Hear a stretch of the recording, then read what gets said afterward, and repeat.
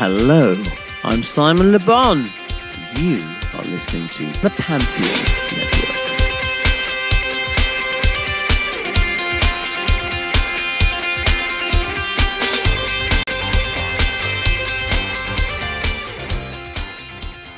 Hey, I'm Nick DiMatteo, and welcome to Season 6, Episode 20 of Music is Not a Genre.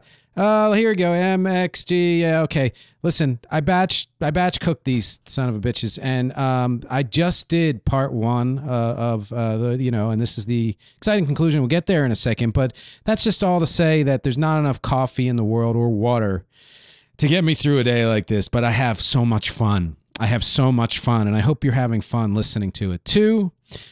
And watching, and thank you for both of those. If you are just listening, go to youtube.com/music at Music is Not a Genre, and you can see all the videos for these episodes, except for the bonus extra vids, which are on patreon.com/Music is Not a Genre. Let's get right to it then. This episode is part 2 from last week. It's What's an Album and Why? Part 4.2, Pop versus Indie in the 1980s. So last week, I had indie versus pop in the 1980s, and I went up to 1985. And now this is pop versus indie. There's no real significance there except to say that it's hard to know which one was more dominant. The reason why I put pop first in the second half is because, as always, what happens with the industry, they figured out how to capitalize on what the underground was doing, and so their releases, their music dominated the second half of the decade, with pop music built on sounds and styles that had been established by indie artists in the early 80s and late 70s. So, to me, indie won for art because of the influence, and of course pop won for commerce, but that's sort of a definition there, but we'll get to that in the conclusions.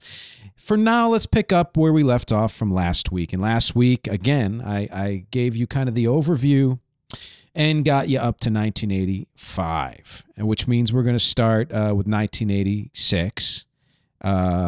Seems logical, right?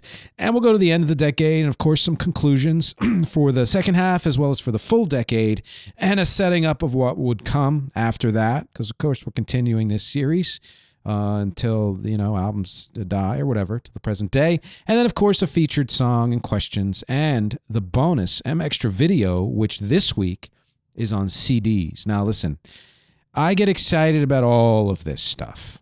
The free stuff, the bonus stuff, whatever. But there are times where I get even more excited. So in this case, right, I did an episode on cassettes as a bonus episode last week.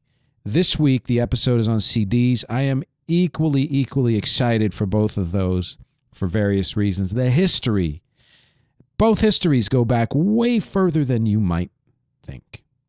And the details that I have in those are pretty damn interesting. So patreon.com/Music is Not a Genre for those bonus episodes. Let's get to the year by year, starting up in 1986. If 85 was the most 80s of the 80s, 86, let's say this, if 84 was when the 80s had arrived, even though, like I said, the 80s started as the 80s pretty much, but it really arrived in 84. And 85 was the most 80s of the 80s. 86 was the aftermath. It was kind of a tweener year. There's a lot of filler on the charts, almost like because the previous 3 years were so huge that the world needed a breather and needed to go in a different direction. There's some big ones on the charts as well, but not nearly as big as the ones that came before, like freaking Thriller and Purple Rain and Born in the USA, and not as big as the ones that would come after, which would prepare for that next kind of shift, that pivot point. But you also see whispers in 86 of things that would pop bigger in the next decade, as you did a bit in 1985, especially with some debut albums and notable albums. Would see even more of it in 86. Hair metal was still rising in 86. Country music was starting to show why it would become a dominant force in the 1990s. It was certainly present in the 80s and 70s, my favorite decade for country, but it wouldn't be as dominant as it would be in the 90s and beyond. Quick note, again, in 86, CDs were still not making a big impact, either in sales or artistically, but it's notable that CDs were being sold by then, if you listen to my bonus episode or watch it on patreon.com/musicisnotagenre, you'll find out when the first CD was released and where CDs were by 1986. Some top albums of the year in 86, Miami Vice soundtrack again, Top Gun soundtrack again. In the 60s, there were a lot of albums, musical albums, that reigned at the top of the charts. In the 70s, you had a few of those. Maybe you had a soundtrack or two, I don't remember, but not much of that, frankly. In the 80s, I haven't seen a single musical theater album top the charts, but quite a few soundtrack, including for TV like Miami Vice, but mostly for movies. So Miami Vice and Top Gun. Streisand's Broadway album topped the charts. Sade's Promise topped the charts. Interesting pick. Mr. Mister's album, which had Kyrie Eleison and Broken Wings. Whitney was the top album of the year. Whitney Houston was the top album of the year. It's worth repeating. 5150, first Van Halen album with Sammy Doofus Hagar. Janet Jackson's Control. Don't get me started. Patti LaBelle's Winter and You was a big album. Madonna's True Blue. And Dancing on the Ceiling from Lionel Richie. Just like a 1-2 punch of those albums. Can't Hardly Wait, I think, was it? I don't remember. Damn it. And then Dancing on the Ceiling, Say You, Say Me, the title track, Ballerina Girl, some big hits. It was the year after We Are the World had done, which he co-wrote, or mostly wrote, frankly. Huey Lewis's album 4, F-O-R-E, which had Stuck With You and Hip to Be Square. Bon Jovi's Slippery When Wet. So it was like kind of the first big one for them. You Give Love a Bad Name, Living on a Prayer, Wanted Dead or Alive. Boston's Third Stage. It was their last gasp, frankly, even though they would put stuff out after. Amanda was on there, a big hit for them. Springsteen's collection Live, 1975 to 85, was one of the top albums of the year. And that was sort of like a echo of Born in the USA. They wanted more from Springsteen, and they got it in the Live. Some debut albums, 86. This is pretty, there's some pretty seminal ones here. Michelle Shocked, Concrete Blonde, Throwing Muses, Fishbone, come on, Flaming Lips, Screaming Trees, Yo La Tengo, Smithereens, one of my favorites. The Communards, who did a great cover of Don't Leave Me This Way. Seek Seek Sputnik, their album Love Missile, their song Love Missile F-111. I mentioned these. These would be like, if you go back to part 1 of the 80s from last week, and I mentioned my disclaimers that I might mention albums that were important to me, though not necessarily seminal in any way. Seek Seek Sputnik and Communards, those are the ones. Those are some of the ones, because I was a DJ at the time, and some of their songs we would spin. Because it was beyond just dance. It was also kind of like proto-industrial and stuff like that. KMFDM, Pet Shop Boys, Roxette. Solo debut albums. Crowded House, debut album which had Something So Strong, Don't Dream It's Over. Wow. Chumbawamba's debut album. Nobody would really know them until the 90s. Matthew Sweet's debut album, which apparently after this, the label dropped him, I think, and they did 2 more albums and then or something. I don't know. And then he did Girlfriend. So, the labels, fickle. They Might Be Giants' debut album in 1986. I have a bag here which features cassettes. You can't see it if you're just listening. Go to youtube.com/@musicisnotagenre. This entire bag is filled with cassettes. It's not all my cassettes, but it's most of them. And most of those were from the 1980s, including a copy of They Might Be Giants' debut album. King Diamond and Poison had Talk Dirty to Me. Cinderella, Tesla, Sepultura. So a lot of metal and a lot of hair metal, although still not the dominant hair metal year. That would come soon. Salt and Pepper's album from 1986. What? I didn't know they had been out that long. Push It was on there. Cool Mo D. Beastie Boys' License to Ill. Keep that in mind for the following year, but they came out in 86. 2 Live Crew started in 86. Dougie Fresh, come on. Stetsasonic. God. Bobby Brown's debut album. Babyface. New Kids on the Block. So boy bands were going strong after New Edition. Georgia Satellites, Jayhawks, Bruce Hornsby had the songs The Way It Is and Mandolin Rain. I actually have that album somewhere back there. Dwight Yoakam and Steve Earle and Lyle Lovin and Randy Travis. A lot of great country artists debuted this year. Sam Kinison's debut stand-up album. Cassandra Wilson and Joe Satriani. Some great jazz this year. Fish debuted this year. Again, sorry, just took a nap for a sec. Notables. Not debuts, but notables. Run DMC's Raising Hell. So third great album. Dear God. Paul Simon's Graceland. Just huge and iconic. The Smiths' Queen is Dead. Husker Du, another great album. They just kept putting out great albums in the 80s. Agent Orange, This Is the Voice. Not their first album, but my favorite album of theirs. And I believe that's the featured song for this. Yeah, it's the featured song. By the way, at the end is a cover of a song from Agent Orange's This Is the Voice. You'll get to hear it. Femmes, The Blind Leading the Naked. It's Behind Me. That's their third album. Violent Femmes 3 is their fourth album. This is their third album. Amazing album. And I think their first three albums, honestly, their first five albums, if you want to say, are just amazing. Master of Puppets, Metallica, was 86. Peter Gabriel's So. Huge. Gigantic. Nobody thought that Peter Gabriel would come to that heights by that point. R.E.M's Life's Rich Pageant. They still weren't at their height yet, but man, what a great album. Princess Parade, one of my all-time favorite albums of anybody ever. The Bangles, it had Manic Monday and Walk Like an Egyptian. Genesis, Invisible Touch, so they, boom, they had already arrived a day before or more, and then it started to climb up in this decade, and now they were at the top, you know. Depeche Mode, Black Celebration. Cyndi Lauper's True Colors. Cameo, Word Up, excellent song.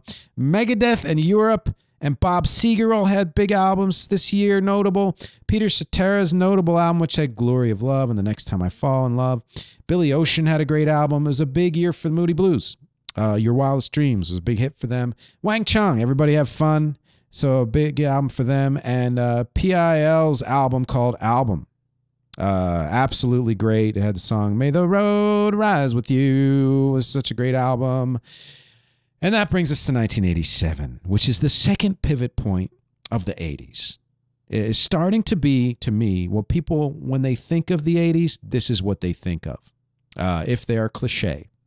If you know the 80s, you know it's more than that. That's true for any decade. For some reason, the 80s get fetishized, I think more so than other decades, although we've seen it happen for the 70s and 90s now, and certainly the 60s. So, you know, that's a whole story right there.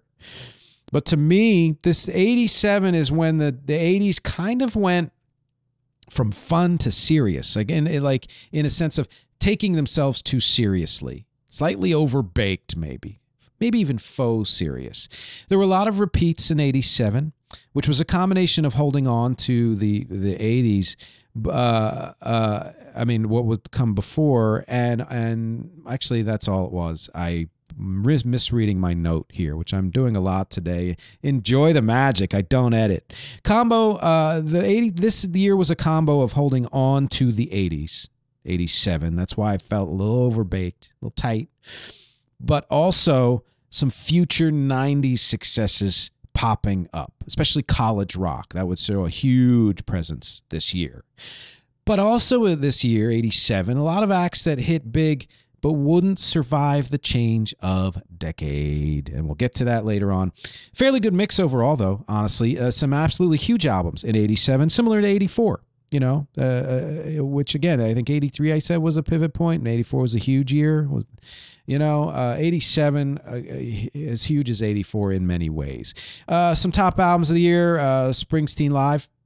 Top album of the year, period, was Slippery When Wet, Bon Jovi. As I mentioned, in 86 it came out.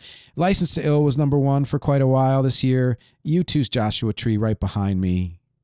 Huge. This is when everyone was like, oh, U2 is going to be a big thing now. Whitney's second album, which was as dominant as the first, it was #1. La Bamba and Dirty Dancing soundtracks. The first one with a lot of Los Lobos. Excellent. Michael Jackson's Bad came out this year and was, of course, #1. And Bruce Springsteen's Tunnel of Love, a great follow-up to Born in the USA 3 years later, 1987. Some debuts. George Michael's Faith. I've done an episode on that. That would be even huger in 88. Keep it in mind. Guns N' Roses debut. Terrence Trent D'Arby. Absolutely huge album. Wishing Well, Sign Your Name. Some great hits. Stacy Q, which had Two of Hearts and We Connect. I have those 12 inches because I was a DJ.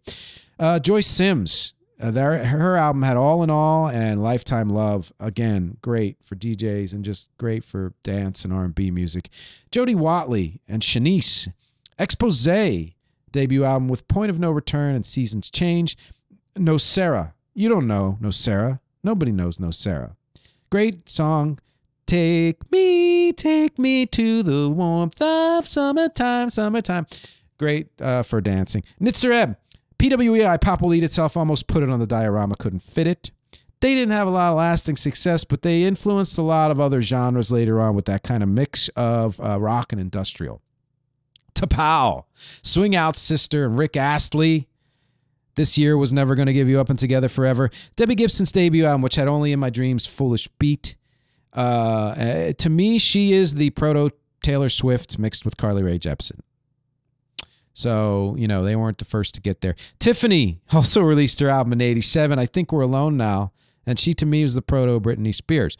Enya, Sinead O'Connor, debut albums in 87. Keith Sweat, Boogie Down Productions, which was real forward-looking production-wise hip-hop. Real forward-looking. Biz Markie and Ice-T and Eric B and Rakim and Heavy D and the Boys, who had a hit with Mr. Big Stuff. DJ Jazzy Jeff and the Fresh Prince, first album in 87. Girls Ain't Nothing But Trouble. What a healthy slap in the face that song was. Pun intended. Public Enemy's first album in 87. Guided by Voices. The Melvins. Goo Goo Dolls. Jane's Addiction. Lemonheads. Blake Babies. The Bodines. The Proclaimers. World Party and Happy Mondays. So Whispers of Brit Rock to come. All of this was whispers of the indie rock that would really dominate in the next decade. Henry Rollins' debut before Rollins' band was formed. Napalm Death.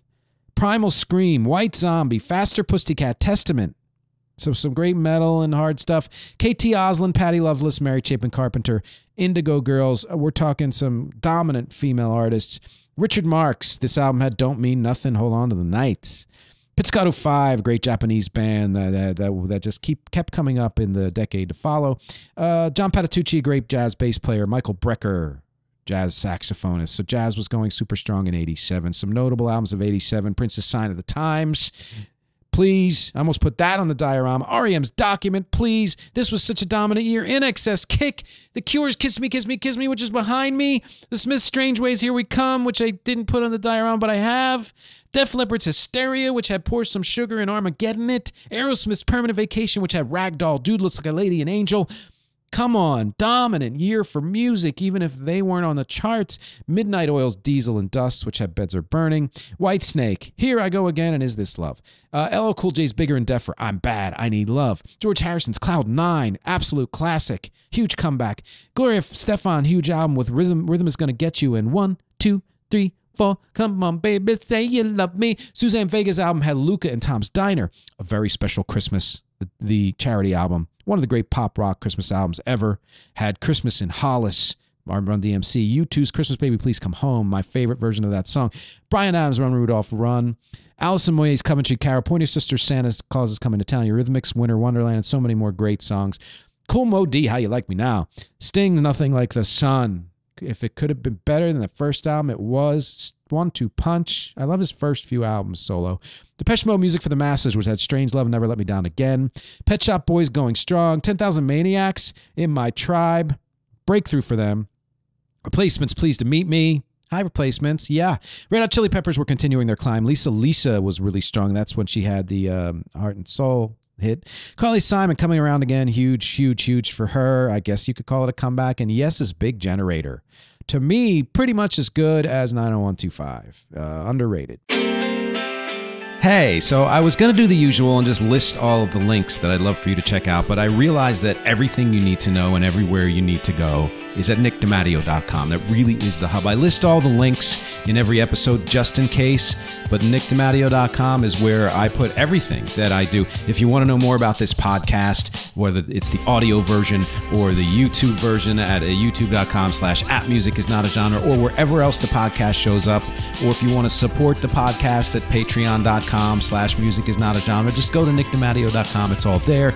If you want to check out my full discography of original music and covers for my band REC, REC, and beyond, It's at nickdamadio.com, including all the streaming and social links for wherever you listen to music and wherever you check out your soch. My acting clips are there. My voiceover clips are there. Graphic design, my blog, and most especially, it's the best place to contact me. If you go to nickdamadio.com/contact or just hit the contact is on every single page.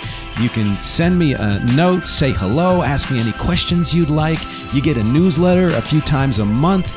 And if you have a project of your own and need work done for it, whether it's audio editing or music or voiceover or graphic design, or if you have an event and you need live music, go to nickdamadio.com, contact me, say hello, let me know what you need. I'd love to hear from you. Thanks for listening. Let's get back to the show. 1988. We're almost at the decade's end. Almost as mishy-mashy as the previous, as 86, and even more so, almost as mishy-mashy as the mid-1970s. There were some big hits and holdovers, and the pop world was kind of riding the cliche 80s here. Hair metal, pretty much at the top, maybe, in 88.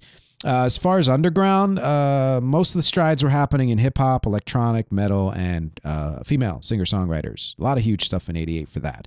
Top albums. George Michael's Faith ruled in 88, came out in 87, and dominated in 88. And he would continue to dominate for years. Dirty Dancing soundtrack. Tiffany, OU812 from Van Doofus Halen. Hysteria, Def Leppard was a #1 album. So was Guns N' Roses, Appetite for Destruction. Bon Jovi's New Jersey, which had Bad Medicine, I'll Be There For You. Steve Winwood's Roll With It, which was huge for him and for the world. U2's Rattle and Hum was a #1 album. Anita Baker.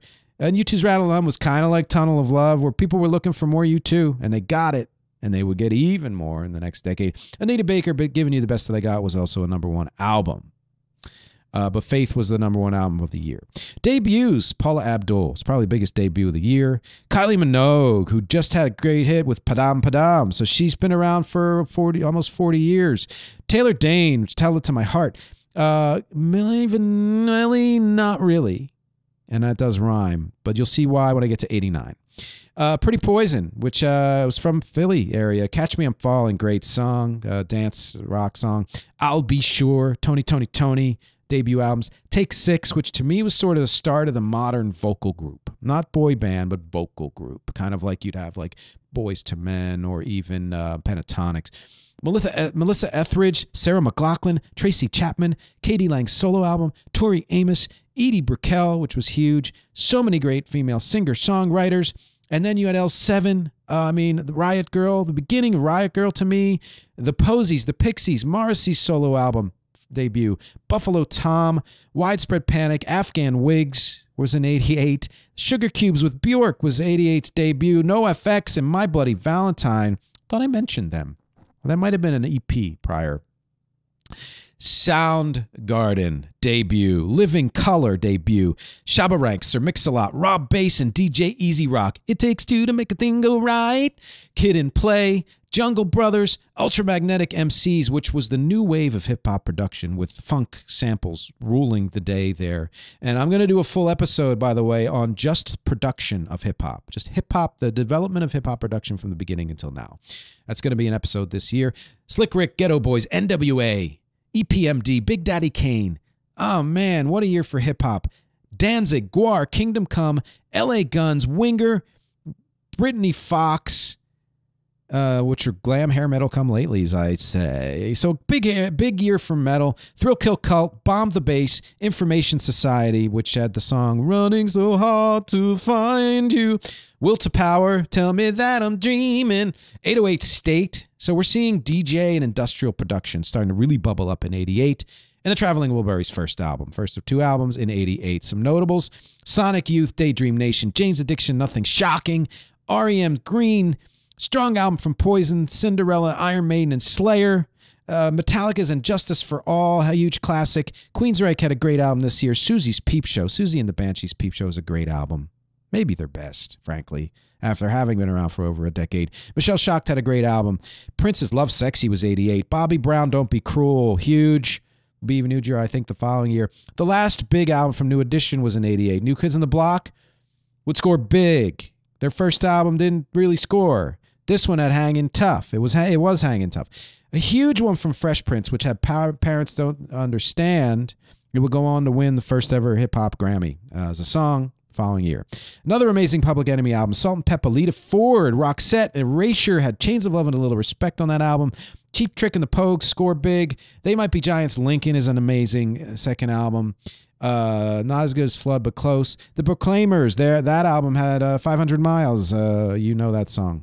1989, the final year of the decade, which to me was a much better year for music than might be remembered. You would think the decade was getting old. It had already been kind of warmed over in 87 and 88. But no, it was actually a really good year for pop. And a pretty dang eclectic mix. Metal, R&B, hip-hop, electro-pop. Now, all of that was up there. The biggest representation, frankly, was electro-pop. It was schmaltzy, yeah. And unlike 1979, there's actually no indication of how much the 90s would change in rock. So I stand by my assertion that the changeover from the 70s to the 80s was the most drastic, was the quickest, I guess.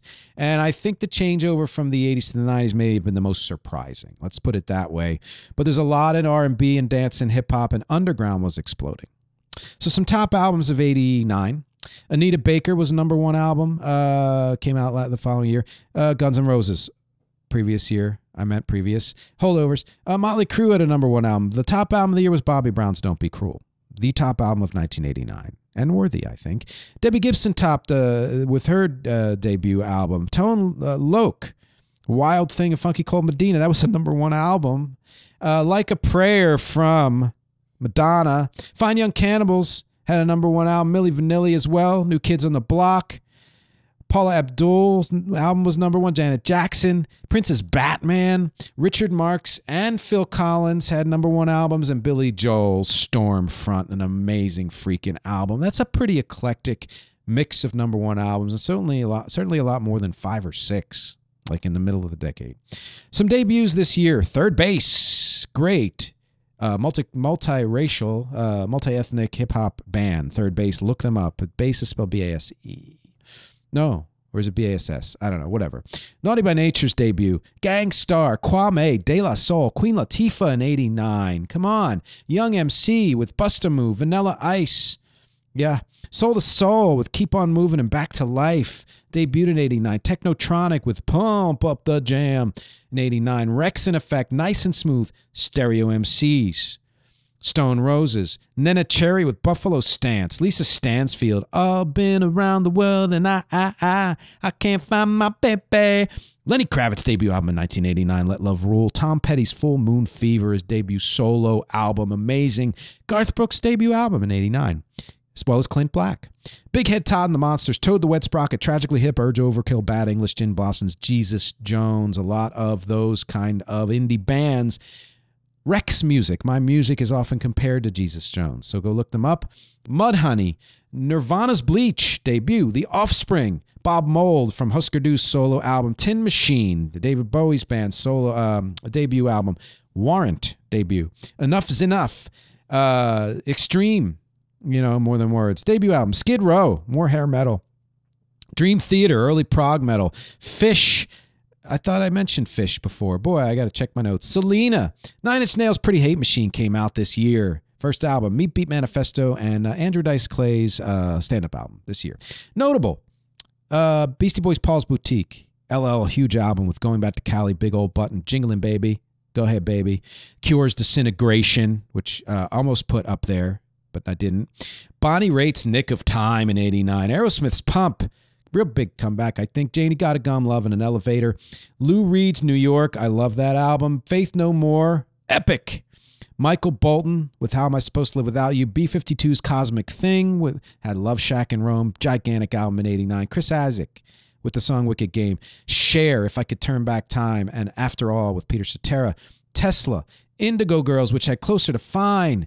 McCartney's Flowers in the Dirt. Elvis Costello's Spike. They worked together on those albums in some ways. Another great Soundgarden. Another great Red Hot Chili Peppers. Both of them were rising. Tears for Fears, which had Sowing the Seeds of Love. Bangles with Eternal Flame and In Your Room. Another great 10,000 Maniacs. Ecstasy's Oranges and Lemons. And the Smithereens. What a great way to end the decade. speaking for itself as the 80s, but also looking ahead and showing how eclectic that the 80s didn't necessarily rule for eclectic music, but it showed that the kind of way that eclectic music would hit the charts really started to me in the 80s. Anyone who knows music in the 80s in particular could tell you how different the second half of production of the 80s was from the first half. And these are conclusions, by the way, if I didn't tell you. And while that was true in every decade to an extent, you can hear the difference in production in late and early 70s. It was none more so than the 80s, even more than the 90s, and certainly anything after that, and certainly even the 60s. I think production changed drastically in the halves of the decade in the 80s. Because it was so tech-driven in the second half that the actual quality of sound and recording changed a lot. And like I said in the intro, the industry caught on to underground trends. It's what they always do. They do it every decade, every other year, frankly, and we'll see it again in the 90s. It's also why we need a refresher every decade or so, because the industry overbakes everything. We need a changing of the guard. The industry tends to overplay its hand. It makes trends weaker and weaker, echoes of each other. It's like grunge light in the late 90s, whatever. It's like how glam in the 1970s and then turned into like early 80s kind of flashy metal became hair metal or glam metal in the mid to late 80s and became overbaked, and how electronic from the 70s and early 80s became kind of slick pop in the late 80s. It was that sense of a lot of great stuff actually came out from that, and great songs, and you might love all of that, but you could see how it was kind of getting overbaked, you know. It's why, to me, the balance of good and bad in indie and pop was about equal in the first half. You had some amazing pop, and then to me it shifted. Well, no, I would say that's the same for all decades. Despite my notes here, who is this guy Nick writing these notes? I think it was equal throughout the decade, but just balanced differently in terms of the public, as far as the quality of music in indie and pop, pretty equal. It's just different emphasis, in each part of the decade. So really, though, pop versus indie, indie versus pop, there's no clear winner. I mean, by definition, monetarily, pop always wins. But in terms of music, even in terms of music, I don't think there's a clear winner. The 80s were huge for quality pop. Now, that's true for a lot, but this book I read that told me that pop music as its separate genre didn't really exist until kind of the 80s. I mean, a little bit in the 70s. But when you think of now, pop is a distinct genre. We take it for granted. That wasn't the case in the 50s, 60s, and 70s. Anything popular was pop, but it wasn't a separate genre. 80s defined it to me. Let's not also forget, though, racism and the slow adoption of hip-hop and house and other ethnic and sexually minority-driven genres. In part, it was the shaking off the stink of disco, but that was also racist and genderist and all of that stuff. So it took the decade a while to catch up. But it was a very diverse mix of music throughout the decade, especially in the mid and later part of it, as far as the charts go. But the 80s had a larger share of those artists taking control of their own careers, such as Prince and Tina Turner. Even though that happened in the 70s and started in earnest in the 60s with Motown and all of that, and blew up in the 90s with Prince's protests and everything and George Michael's lawsuit, it really was the 80s when these were becoming much more vocal and in terms of we need to control our contracts and our music rights and all that. Super key conclusion here. Super key conclusion. I think one of my favorite conclusions of any episode ever of Music Is Not a Genre. Here's your question. What kind of music, what element of music exists now in 2024 that didn't exist in the 1980s? I'm not talking genres, or certainly not artists, or even production values, but what element of music sonically exists now that did not exist in the 80s? I'm going to say zero. By the 1980s, every element that we have now sonically, again, not about how music is produced, how it ends up sounding when it's all put together, but in terms of the elements of music, everything that exists now had by the 80s come to exist. I think that's a huge conclusion, and I would love your feedback on that. You know, sure, formats changed and albums got longer and songs, you know, blah, blah, blah, and things fell out of favor and then came back, like how the keyboard was anathema in a lot of rock in the early 90s and would come back in the late 90s and big, big, big in the 2000s. You know, new technologies changed how we make music and how much music there is and how it is disseminated, in particular in the 1980s, because even though you had the advent of vinyl in the 50s, especially in 60s, and cassettes, which bonus episode from last week, and other technological changes and nascent like synths in the 60s and 70s, it's when the 80s, when these things became affordable and widely disseminated, that they went everywhere, and it changed how music was produced and recorded and all that, especially you know, early computer technology recording happened in the 80s as well. I mean, a little bit 70s, but mostly in the 80s, and then hugely 90s and beyond. But again, I dare you to name one element of music that's around today and that wasn't around in the 80s, by the 80s. So featured song, I'm not sure if this is my favorite music decade. That's hard. If not, it's probably a close second. But either way, it is, I can't deny it, it's the most influential decade for my music because it's when I kind of came of age, even though the 90s probably about equal as far as influence. And, you know, it's the one decade where I codified most of how I approach music. Again, the 90s and 2000s, I would add more to it. But the way I approach music started out, as far as I'm concerned, in the 80s. So my featured song is a cover that my band REC did of an Agent Orange song, as I mentioned, that from that album, This Is the Voice, called In Your Dreams Tonight.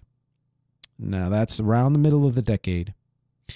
It's a song that was an offshoot of what was going on earlier in the decade, the post-punk movement, from the middle of the decade. And I produced it as it would have been produced later in the decade from industrial people like Nine Inch Nails, early 90s, something like that. So think of post-punk mixed with middle decade 80s mixed with industrial, and that's the cover that you're going to hear in just a minute or two. And by the way, yes, bonus episode, the MxG video for this episode 20 is on CDs. The history of CDs goes back so far you wouldn't believe it. You get to hear about all the numbers and how CDs changed the world of music and then died. At patreon.com/musicisnotgenre. So some questions for you to end this episode as always. How do you feel about the second half of the 80s as compared to the first half? Do you prefer it? Or do you like the early 80s better? Does it sound more 80s to you, the late 80s stuff? When you think 80s and you hear a song from the mid to late 80s, does it sound more 80s to you than the early 80s? Can you hear how the divide between the super popular and indie music, which was happening throughout the decade, and not contentiously really much, but it was setting up a major shift that would happen in the next decade? Can you hear that? I'd love to know your answers to this and every question because, as always, my objectives here are music, conversation, and connection. Thank you for listening and watching, and I will talk to you next week.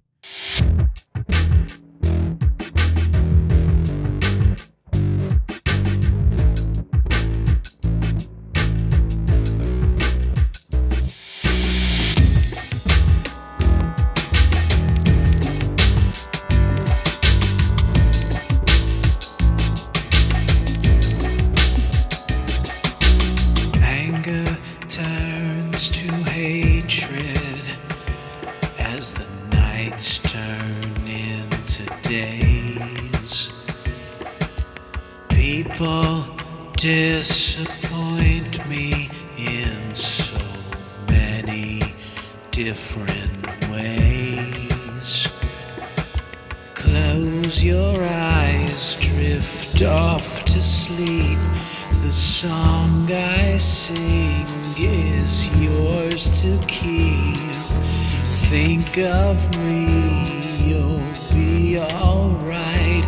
We'll be together in your dreams tonight.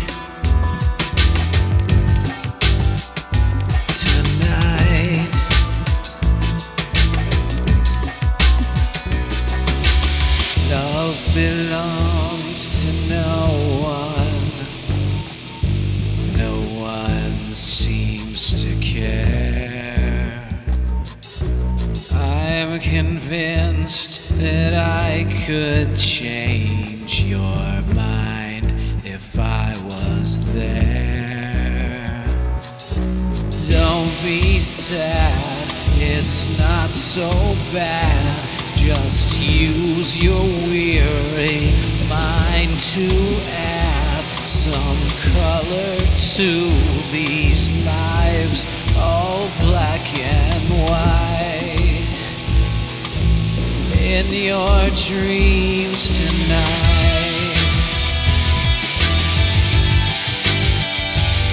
intensify, feel the sound beside. In living color, in your dreams tonight.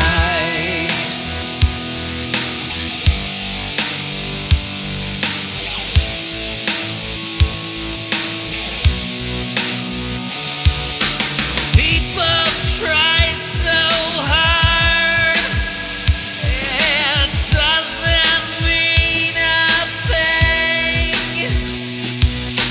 Think of all the happiness this little one will bring.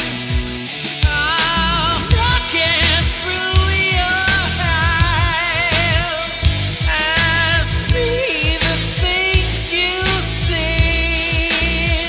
Oh, reaching out to grab a hold of me. In your dreams tonight,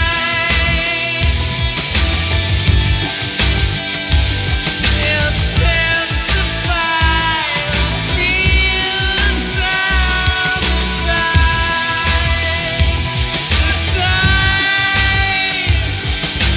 Promise I'll be in your dreams tonight.